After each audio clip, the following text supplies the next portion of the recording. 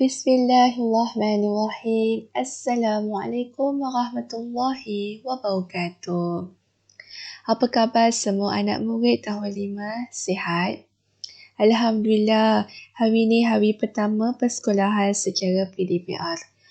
Walaupun dalam PKP, pembelajaran agak susah untuk melaksanakan, namun kita haruslah berusaha bersungguh-sungguh untuk belajar.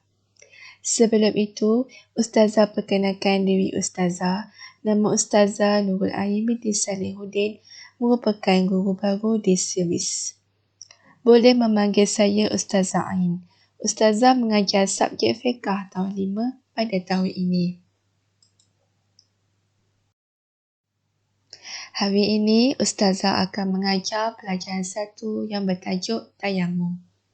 Pada asasnya, Islam menetapkan bahawa air adalah alat untuk bersuci, tetapi dalam keadaan-keadaan tertentu, ia boleh digantikan dengan alat lain.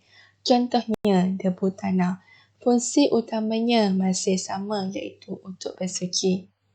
Ini membuktikan bahawa Islam amat menekankan aspek kebersihan dan keperluan beribadat.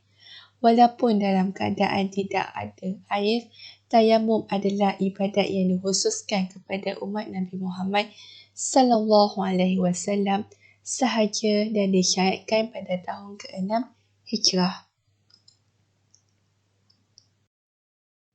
Pengertian tayamum terbagi kepada 2 kategori, iaitu dari segi bahasa dan juga dari segi istilah. Pengertian tayamum dari segi bahasa ialah penyempurnaan, manakala dari segi istilah pula ialah menyapu debu tanah yang suci ke muka dan kedua-dua tangan hingga ke siku dengan niat dan syarat-syarat tertentu. Tayamum difadukan sebagai pengganti wudu atau mandi wajib disebabkan tidak ada air atau tidak boleh menggunakan air disebabkan sakit atau halangan tertentu yang menyebabkan air tidak boleh sampai ke kulit anggota. Tayamum juga sebagai rukhsah, iaitu kemudahan yang diberikan oleh syarak kepada manusia. Selain itu, diharuskan tayamum bagi mereka yang berhadas besar atau berhadas kecil, sama ada dalam keadaan tetap tempat tinggal atau semasa bermusafir, jika terdapat sebab-sebab yang membolehkannya dan cukup syarat-syaratnya. Hukum tayamum. Hukum tayamum ialah wajib jika ketiadaan air atau orang yang tidak boleh menggunakan air dengan sebab keuzuran. Dalam surah Al-Ma'idah ayat ke-6 yang bermaksud, dan jika kamu sakit, tidak boleh kena air atau dalam keadaan pelayaran atau salah seorang dari kamu datang dari tempat membuang air atau kamu sentuh perempuan, sedang kamu tidak mendapat air untuk berwudu dan mandi, maka hendaklah kamu bertayamum dengan tanah debu yang suci dengan menyapu muka dan kedua-dua tangan kamu dengan tanah debu itu.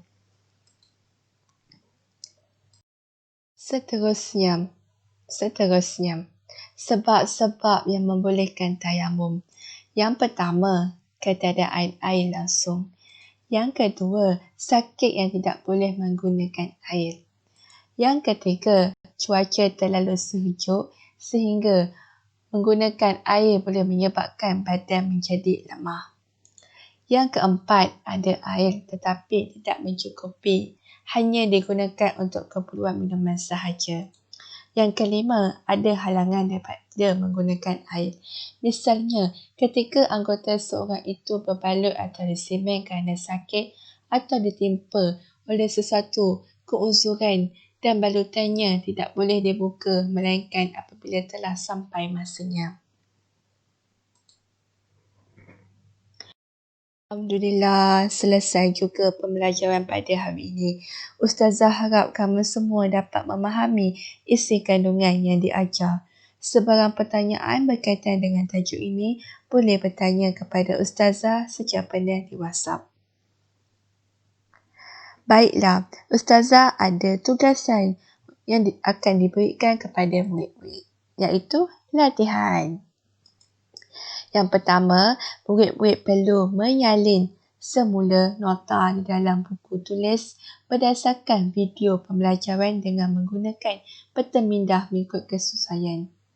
Yang kedua, murid-murid perlu membuat latihan yang diberikan di dalam buku tulis. Yang ketiga, murid-murid perlu menghantar semua tugasan secara personal di WhatsApp. Murid-murid juga boleh merujuk dalam buku nota pada UPKK muka surat 12. Ustazah harap murid-murid dapat menghantar semua tugasan secara personal di WhatsApp. Akhir kalam, semoga ilmu yang disampaikan dapat dimanfaatkan dalam kehidupan seharian.